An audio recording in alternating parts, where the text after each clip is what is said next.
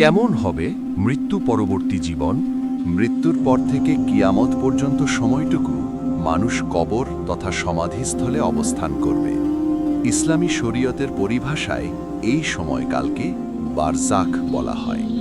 মৃত্যুর সঙ্গে সঙ্গে মানুষ নতুন জীবনে প্রবেশ করে, সেটা হলো আলমে বারজাখ। ইমাম শাবিরহ বলেন, বারজাখ হলো দুনিয়া ও আখিরাতের মধ্যবর্তী একটি জীবন। আবু হুরায়রা রাদিয়াল্লাহু থেকে বর্ণিত, রাসূলুল্লাহ সাল্লাল্লাহু আলাইহি ওয়াসাল্লাম বলেন, মৃত ব্যক্তি বা তোমাদের কাউকে যখন কবরে রাখা হয়, তখন কালো বর্ণের এবং নীল চোখ বিশিষ্ট দুজন ফেরেশতা আসেন তার কাছে। তাদের মধ্যে একজনকে মুনকার এবং অন্যজনকে নাকির বলা হয়। সুনানে তিরমিজি, হাদিস 1071। ইবনে আজিব থেকে বর্ণিত হাদিসের ভাষ্যমতে কবরে 3টি প্রশ্ন করা হবে।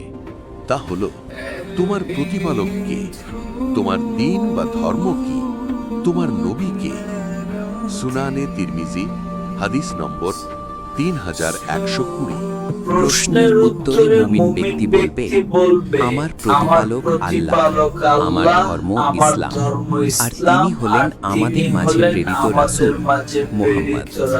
তখন ফেরেশতারা তাদের বলবে, জাহান্নামে তোমার জন্য নির্ধারিত স্থান দেখে নাও। আল্লাহ এই স্থানের পরিবর্তে তোমাকে জান্নাতে স্থান দান করেছেন। অন্যদিকে মুনাফিক ও অবিশ্বাসীরা উত্তর দেবে, আমি জানি না। তখন তাকে বলা হবে, তুমি জানতে চাওনি, তুমি পাঠ করনি। এবং অগ্নিকুণ্ডে নিক্ষেপ করবেন।